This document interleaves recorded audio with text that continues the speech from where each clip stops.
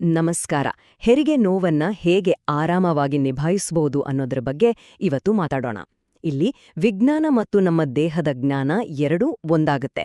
ವಿಜ್ಞಾನದ ಆಧಾರವಿರುವ ಕೆಲವೊಂದು ಸರಳ ತಂತ್ರಗಳು ಹೆರಿಗೆಯ ಅನುಭವವನ್ನೇ ಹೇಗೆ ಬದಲಾಯಿಸಬಹುದು ಮತ್ತು ಆ ಸಮಯದಲ್ಲಿ ಹೆಚ್ಚಿನ ನಿಯಂತ್ರಣವನ್ನ ಹೇಗೆ ಕೊಡಬಹುದು ಅನ್ನೋದನ್ನ ನಾವೀಗ ನೋಡೋಣ. ನೋಡಿ, ಡಾಕ್ಟರ್ ಪ್ರಶಾಂತ್ ಅವರ ಈ ಮಾತು ಎಷ್ಟು ಚೆನ್ನಾಗಿದೆ ಅಲ್ವಾ? ಇವತ್ತಿನ ನಮ್ಮ ಚರ್ಚೆಯ ಸಂಪೂರ್ಣ ಸಾರಾಂಶವೇ ಇದರಲ್ಲಿದೆ. ಅಂದ್ರೆ ಹೆರಿಗೆ ನೋವಿನ ಬಗ್ಗೆ ನಮಗಿರೋ ದೃಷ್ಟಿಕೋನವನ್ನೇ ಬದಲಾಯಿಸೋದು, ಭಯವನ್ನ ಜ್ಞಾನದಿಂದ ಹೇಗೆ ಬದಲಾಯಿಸಬಹುದು ಅನ್ನೋದೇ ನಮ್ಮ ಇವತ್ತಿನ ಮುಖ್ಯ ಉದ್ದೇಶ. ಹಾಗಾದ್ರೆ ಇದನ್ನ ಹೀಗೆ ಯೋಚನೆ ಮಾಡೋಣ. ಹೆರಿಗೆ ನೋವು ಅನ್ನೋದು ಒಂದು ಉದ್ದೇಶವಿರೋ ನೋವು. ಅದು ನಿಮ್ಮ ದೇಹ ನಿಮ್ಮ ಜೊತೆ ಮಾತಾಡುವೊಂದು ರೀತಿ. ಒಂದು ಅದ್ಭುತವಾದ ಪ್ರಕ್ರಿಯೆ ನಡೀತಿದೆ ಅಂತ ಹೇಳೋ ಒಂದು ಸಿಗ್ನಲ್. ಆದ್ರೆ ಯಾವಾಗ ಆ ನೋವಿಗೆ ಭಯ ಸೇರ್ಕೊಳ್ಳುತ್ತೋ ಆಗ ಅದು ಸಂಕಟ ಆಗತ್ತೆ. ನಮ್ಮ ಗುರಿ ಏನು? ಆ ಭಯವನ್ನೇ ತೆಗೆದುಹಾಕೋದು.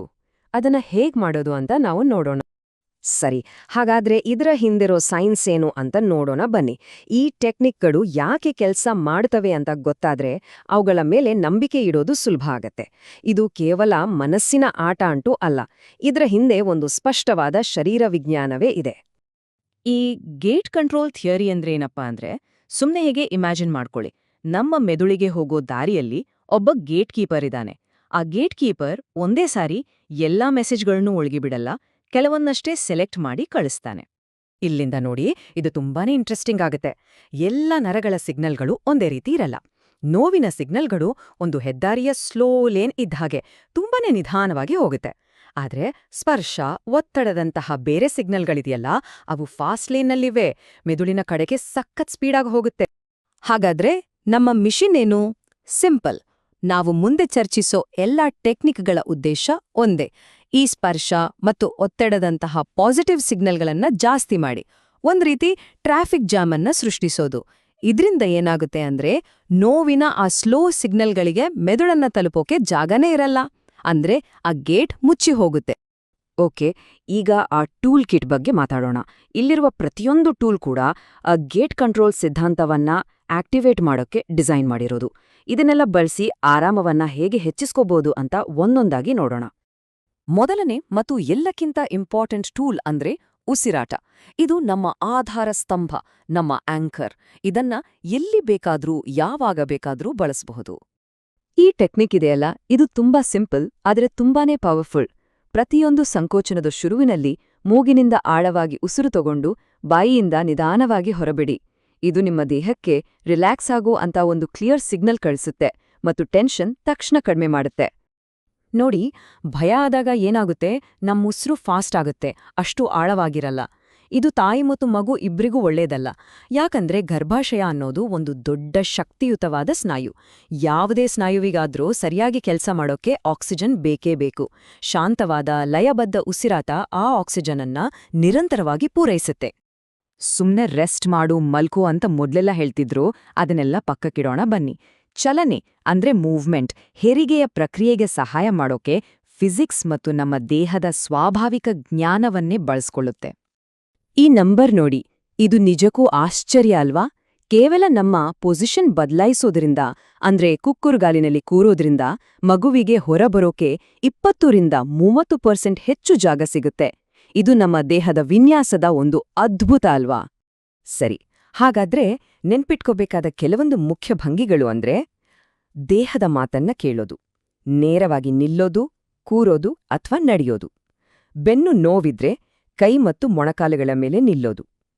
ಆದ್ರೆ ಬೆನ್ನು ಮೇಲೆ ಫ್ಲಾಟ್ ಆಗಿ ಮಲ್ಗೋದನ್ನ ಆದಷ್ಟು ತಪ್ಪಿಸ್ಬೇಕು. ಯಾಕಂದ್ರೆ ಇದು ಮಗುವಿಗೆ ಆಕ್ಸಿಜನ್ ಸಪ್ಲೈ ಕಡಿಮೆ ಮಾಡಬಹುದು. ಮಸಾಜ್. ಇಲ್ಲಿ ಬರ್ತ್ ಪಾರ್ಟ್ನರ್ ಪಾತ್ರ ತುಂಬಾನೇ ಮುಖ್ಯ ಆಗುತ್ತೆ.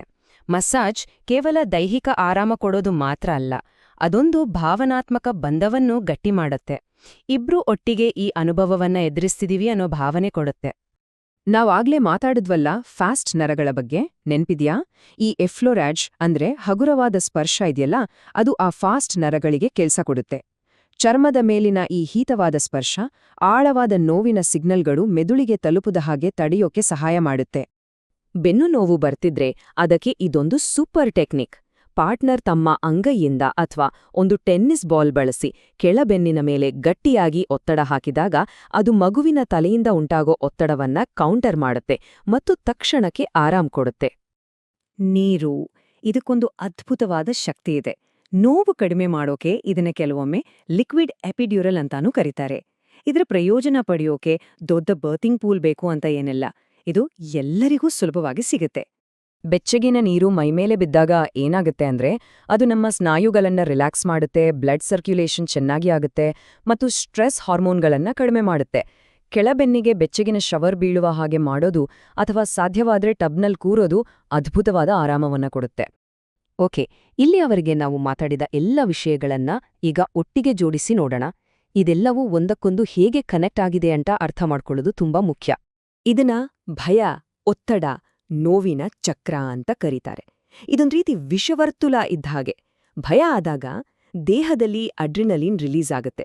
ಈ ಅಡ್ರಿನಲಿನ್ ಗರ್ಭಾಶಯ ಸೇರಿ ನಮ್ಮ ಎಲ್ಲಾ ಸ್ನಾಯುಗಳನ್ನ ಬಿಗಿಯಾಗಿಸುತ್ತೆ. ಸ್ನಾಯುಗಳು ಬಿಗಿಯಾಗಿದ್ದಾಗ ನೋವು ಇನ್ನೂ ಜಾಸ್ತಿಯಾಗುತ್ತೆ. ನೋವು ಜಾಸ್ತಿಯಾದಾಗ ಭಯನೂ ಜಾಸ್ತಿಯಾಗುತ್ತೆ. ಹೀಗೆ ಈ ಚಕ್ರ ಮುಂದುವರಿಯುತ್ತೆ. ಹಾಗಾದ್ರೆ ಪ್ರಶ್ನೆ ಇಷ್ಟೇ, ಈ ಚಕ್ರವನ್ನ ಎಲ್ಲಿ ಮುರಿಯೋದು? ಎಲ್ಲಿ ಬ್ರೇಕ್ ಹಾಕಿದ್ರೆ ಇದು ನಿಲ್ಲುತ್ತೆ? ಭಯದಲ್ಲ, ನೋವಿನಲ್ಲ ಅಥವಾ ಬೇರೆ ಎಲ್ಲಾದ್ರೂನಾ? ಉತ್ತರ ಒಂದೇ ಒಂದು ಪದದಲ್ಲಿದೆ, ಅದುವೇ ಒತ್ತಡ. ಭಯ ಮತ್ತು ನೋವನ್ನ ನೇರವಾಗಿ ಕಂಟ್ರೋಲ್ ಮಾಡೋದು ಕಷ್ಟ ಆಗಬಹುದು, ಆದರೆ ಸ್ನಾಯುಗಳ ಒತ್ತಡವನ್ನ ಕಡಿಮೆ ಮಾಡೋದು ಖಂಡಿತವಾಗಿಯೂ ನಮ್ಮ ಕೈಯಲ್ಲಿದೆ. ಇಲ್ಲಿಗೆ ನೋಡಿ, ಎಲ್ಲವೂ ಒಂದಕ್ಕೊಂದು ಕನೆಕ್ಟ್ ಆಗುತ್ತೆ.